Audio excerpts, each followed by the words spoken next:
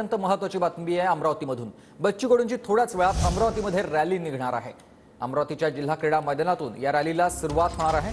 आजच्या सभेतून उत्तर देणार, राणांची दडपशाही मोडून काढणार असा इशारा बच्चू कडूंनी दिलेला आहे।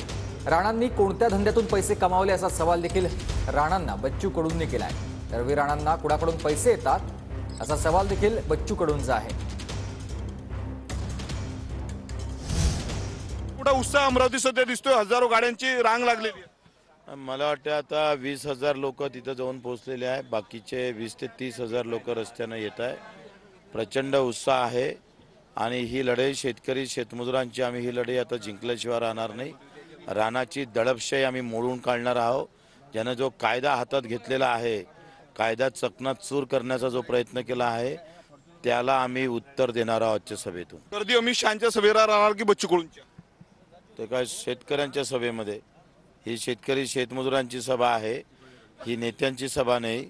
शेतकरी शेतमजुरांच्या सभेला नेत्याच्या पेक्षा जास्त गर्दी राहील। मोठ्या प्रमाणावर बॅनरबाजी राणांच्या वतीने करण्यात आलेली आहे। सभाच्या स्थळी कसं पाहता? बॅनरबाजी शिवाय दुसरा आहे का त्यांच्याकडे? आता रवी राणा म्हणतात की उद्धव ठाकरेंची बी टीम आहे, उद्धव ठाकरेंकडून संपूर्ण बच्चू कडूंना पैसा पुरवला, सुपारी घेतली आहे। तू कोणाचा आहे म्हणा? तू कोणाचा आहे? तुझी बायको तुझ्या पक्षात नाही, तुला त्याला काय बोलायचा अधिकार आहे? त्याचीच तर बायको त्याच्या पक्षात नाही आहे। संपत्तीवर देखील पुन्हा टीका केली। संपत्ती माझ्यापेक्षा जास्त आहे म्हणतात बच्चू। येऊन दाखव ना तू संपत्ती। उद्या हे निवडणूक आल्यावर तू माझ्या समोर ये आणि दाखव। आता तुम्ही जाताय तर मोठ्या प्रमाणावर गर्दी तिथे अमरावतीत। मला वाटतं ही गर्दी जी आहे ही सगळ्या कालच्या प्रकरणाचं उत्तर राहणार आहे।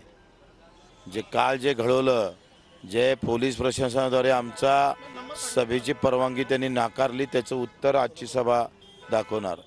कॅमेरामॅन के दातोंडेसह मी स्वप्नील उमाप, TV9 मराठी, अमरावती।